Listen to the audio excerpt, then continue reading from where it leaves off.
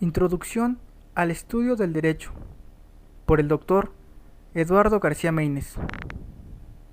Equipo número 8. Capítulo 1. Conceptos de norma y ley natural. La palabra norma suele usarse en dos sentidos, uno amplio y otro estricto. Lato sensu, aplícase a toda regla de comportamiento, obligatoria o no. Stricto sensu, corresponde a la que impone deberes o confiere derechos. Las reglas prácticas cuyo cumplimiento es potestativo se llaman reglas técnicas. A las que tienen carácter obligatoria o son atributivas de facultades, les damos el nombre de normas.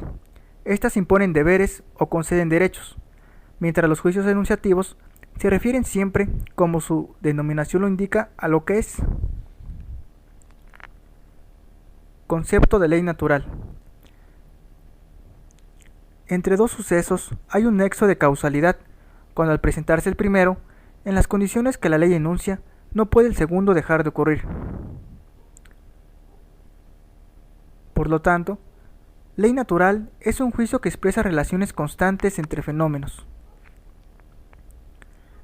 Normas de conducta y leyes naturales.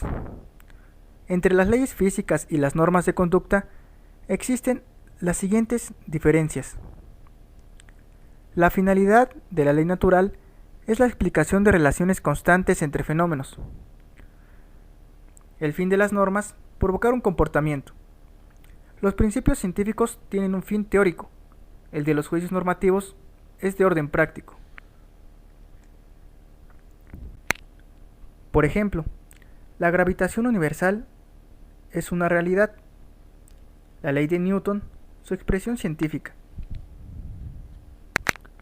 Por la índole de su objeto, las leyes naturales refiérense indefectiblemente a lo que es, en tanto que las normas estatuyen lo que debe ser. Las leyes naturales implican la existencia de relaciones necesarias entre los fenómenos.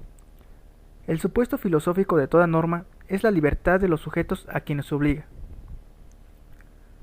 Una ley natural es válida cuando es verdadera, o sea, cuando las relaciones a que su enunciado se refiere ocurren realmente, en la misma forma que éste indica.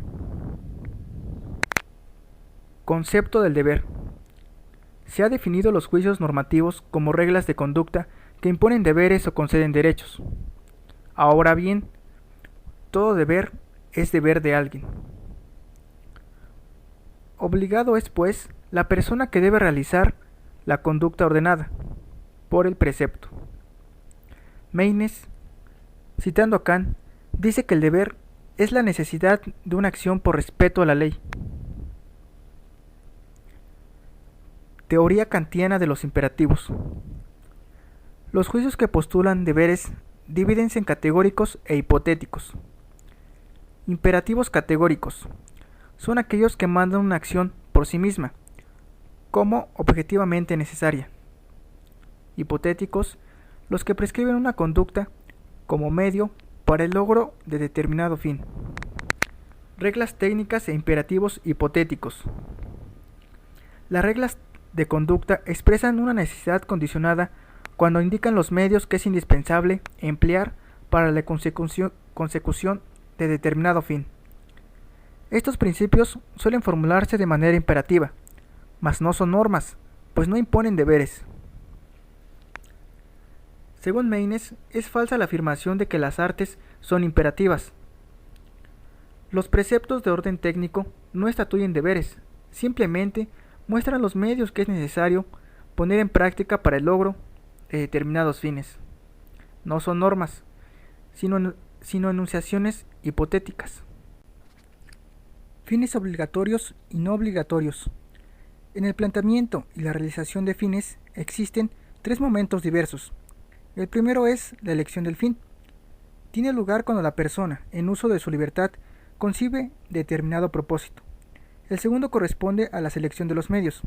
Habiendo varios para la obtención de la finalidad querida, el sujeto puede, también en ejercicio de su albedrío, optar por el que le parezca más conveniente. Y la tercera, la realización de los fines. Prodúcese inexorablemente siendo idóneos los medios. porque aquellos son efecto o consecuencia de estos. Por otra parte, las reglas técnicas indican los medios que es forzoso emplear para conseguir un propósito, mas no prejuzgan si es lícito o ilícito proponerse el fin de que se trate. La técnica exclusivamente se refiere a los procedimientos que permiten realizarlas, sin preocuparse por esclarecer si son buenas o malas. Capítulo 2. Moral y derecho. Unilateralidad de la moral y bilateralidad del derecho. La diferencia esencial entre normas morales y preceptos jurídicos estriba en que las primeras son unilaterales y los segundos bilaterales. La unilateralidad de las reglas éticas se hace consistir en que frente al sujeto, a quien obligan, no hay otra persona autorizada para exigirle el cumplimiento de sus deberes. Las normas jurídicas son bilaterales, porque imponen deberes correlativos de facultades o conceden derechos correlativos de obligaciones. Frente al jurídicamente obligado, encontramos siempre a otra persona, facultada para reclamarle la observancia de lo prescrito. Nunca existe el derecho de reclamar el cumplimiento de una obligación moral. Interioridad y exterioridad. En la interioridad encontramos la moral y en la exterioridad al derecho. A diferencia de la moral, la cual reclama ante todo la rectitud de los propósitos, el derecho limítase a prescribir la ejecución puramente externa de ciertos actos, sin tomar en cuenta el lado subjetivo de la actividad humana. Coercibilidad e incoercibilidad. A la incoercibilidad de la moral suele oponerse la coercibilidad del derecho. El derecho tolera y en ocasiones incluso prescribe el empleo de la fuerza como medio para conseguir la observancia de sus preceptos. Por coercibilidad entendemos la posibilidad de que la norma sea cumplida en forma no espontánea, e incluso en contra de la voluntad del obligado. Autonomía y heteronomía. Autonomía quiere decir autolegislación, reconocimiento espontáneo de un imperativo, creado por la propia conciencia. Heteronomía es sujeción a un querer ajeno, renuncia a la facultad de autodeterminación normativa. Los preceptos morales son autónomos, porque tienen su fuente en la voluntad de quienes deben acatarlos. Las normas del derecho son, por el contrario, heterónomas, ya que su origen no está en el albedrío de los particulares, sino en la voluntad de un sujeto diferente. Capítulo 4. Principales acepciones de la palabra derecho. Derecho objetivo y derecho subjetivo. El derecho, en su sentido objetivo, es un conjunto de normas. Trátase de preceptos imperativos atributivos, es decir, de reglas que además de imponer deberes, conceden facultades. El derecho subjetivo es una función del objetivo. Esta es la norma que permite o prohíbe, aquel el permiso derivado de la norma. El derecho subjetivo no se concibe fuera del objetivo, pues siendo la posibilidad de hacer o de omitir lícitamente algo, supone lógicamente la existencia de la norma que imprime a la conducta facultada el sello positivo de la licicitud. Derecho vigente y derecho positivo. Llamamos orden jurídico vigente al conjunto de normas imperativo-atributivas, que en una cierta época y un país determinado, la autoridad política declara obligatorias. El derecho vigente está integrado tanto por las reglas de origen consuetudinario que el poder público reconoce, como por los preceptos que formula. Derecho vigente y derecho positivo suelen ser empleados como sinónimos. No todo derecho vigente es positivo, ni todo derecho positivo es vigente. La vigencia es atributo puramente formal, el sello que el Estado imprime a las reglas jurídicas consuetudinarias, jurisprudenciales o legislativas sancionadas por él. La positividad es un hecho que estriba en la observancia de cualquier precepto, vigente o no vigente. La costumbre no acepta por la autoridad política es derecho positivo, pero carece de validez formal. Derecho positivo y derecho natural.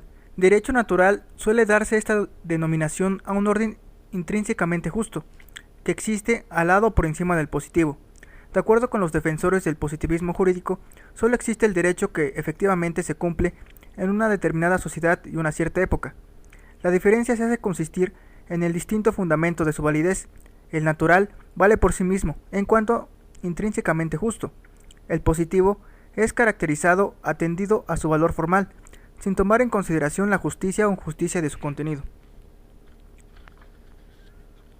Los términos menos equívocos son los de derecho intrínsecamente válido, derecho formalmente válido y derecho positivo para el intrínseco, formal o socialmente válido.